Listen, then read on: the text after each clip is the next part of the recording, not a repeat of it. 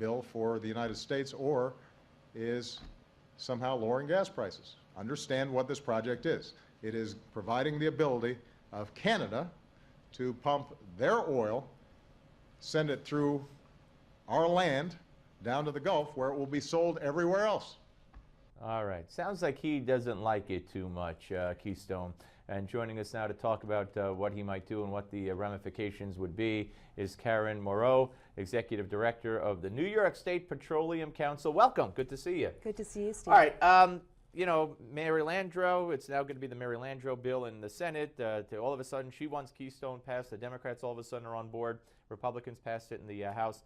But it sounds like he's going to veto it. Well, the president is wrong on a number of counts there. First of all, it's not just Canadian oil. It's North Dakota. It's Montana.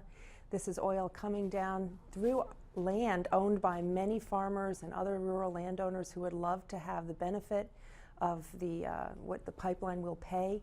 42,000 jobs, energy security for our nation, and it's going to go to the best refineries in the world in Houston.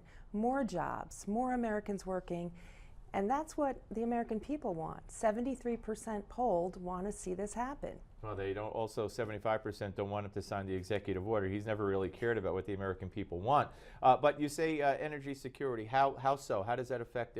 Is he completely misleading us here when he says it's going to be, you know, it's Canadian oil, it's going to come through our country and then go to other countries? I mean, how's it going to help? Yeah. We need the oil to come to our refineries to be refined. Petroleum products we send all over the world. Other than that, we also need the ban on crude to be lifted. We have an export ban right now on crude oil.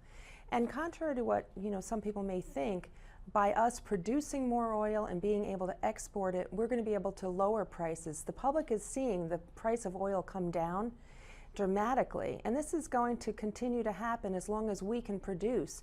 We shouldn't be letting other nations in the Middle East all have the market share.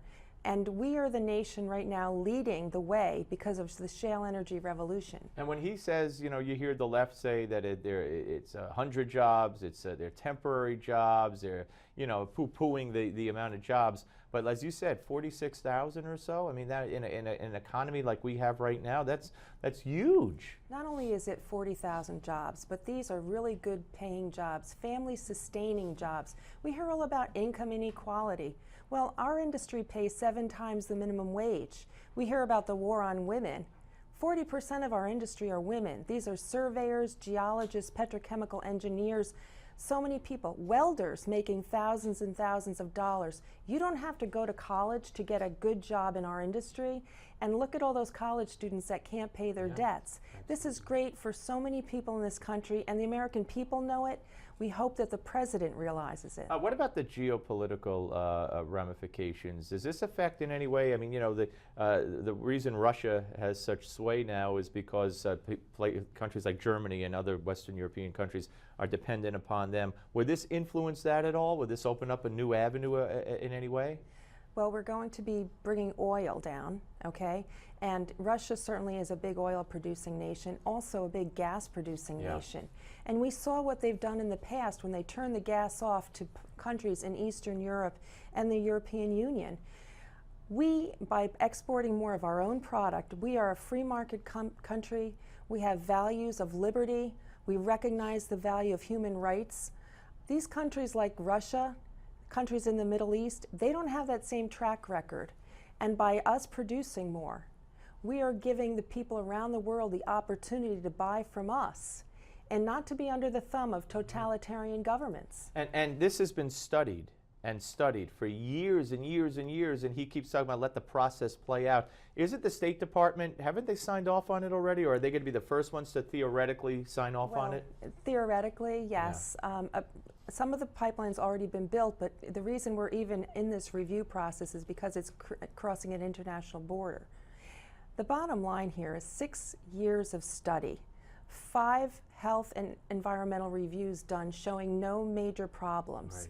And again, this oil is going to go somewhere. This oil will go to other countries if it doesn't come to the United States. Yep.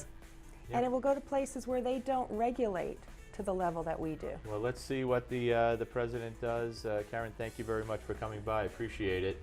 Thank you. I don't know. He seems pretty adamant. He also said, you know, well, have to see how it affects climate change and all that. I think he's going to veto it, but maybe he'll surprise us and think he's going to be helping Mary Landrieu or something. Who the heck knows? Or maybe it'll be after that fact. Anyway, we're coming back with award-winning senior staff writer at Wired, Kim Zetter. Don't go away.